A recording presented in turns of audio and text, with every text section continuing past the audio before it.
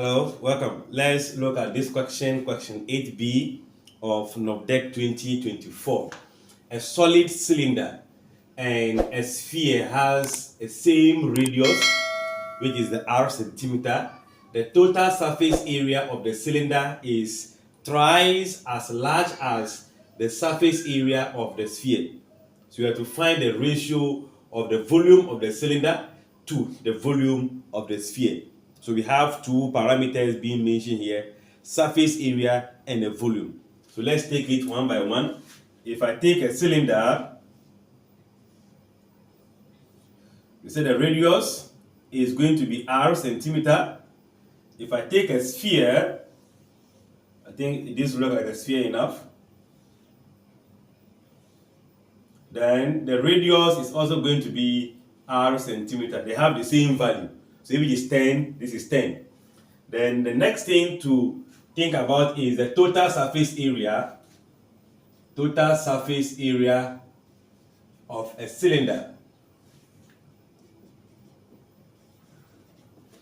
We know if you are referring to the total surface area, we refer to the area on top, which is pi r square, area down, pi r square, the curved surface area, which is the 2 pi r. So both the top, down, and the curved surface area will give us 2 pi r square plus, I think, let's write it under here.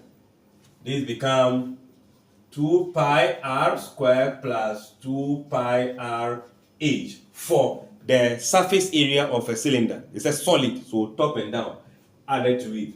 Then the total surface area, or just say surface area of a sphere, is also given by 4 pi r square.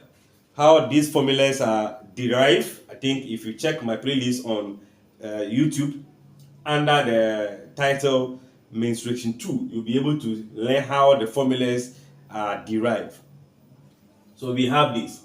Now, if we are saying that the total surface area of the cylinder is 3 times the sphere, that will imply that the 2 pi r square plus 2 pi r h is going to be 3 times 4 pi r what? Square. This is 3 times as large as that of the sphere. So we can equate that. From here, I can have my 2 pi r square, 2 pi r h, 3, 4, 12 pi r square. You see, pi r square, pi r square. We can group that as a like term to have our 2 pi r square, 2 pi r h, right? This one equals to 12 pi r square. Then we subtract 2 pi r square. Since they are like terms, we deal with their coefficient. That become 12 minus 2 become 10. So I'll be having 2 pi r h equals to 10 pi r square. Let's make it the subject. Since we have r here and r there, we divide both sides by 2 pi r. Then your h will become 10 pi r square divided by 2 pi r. 2 can go here, that will be 5 times. Pi will cancel pi, 2. The r here is 2, that is r times r. Divided by r, you will be left with only what? R. So it means the height of this cylinder is going to be 5 times what? The radius. Meaning if I know the radius will be 4, 4 times 5 will give me the height. So we are done with the first parameter. Let's also look at volume.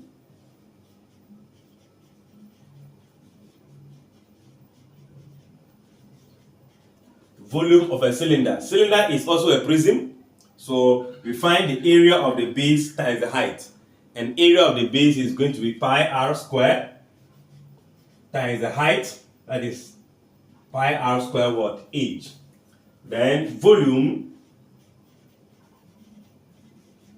of a sphere is also given by 4 on 3 pi r to the power what? 3. All these formulas have how they are derived can be seen on the playlist main section 2. Now, what are we looking for? We are looking for ratio. So the ratio of this to this. You know, ratio is also a fraction. If I have volume of what? Cylinder is to volume of what? Sphere. This can also be written as volume of cylinder divided by what? Volume of sphere. This is what the ratio is describing. So this is what we call our ratio. So let's replace the volume of cylinder by its formula, that of the sphere by its formula, and see the ratio in terms of what? Expression.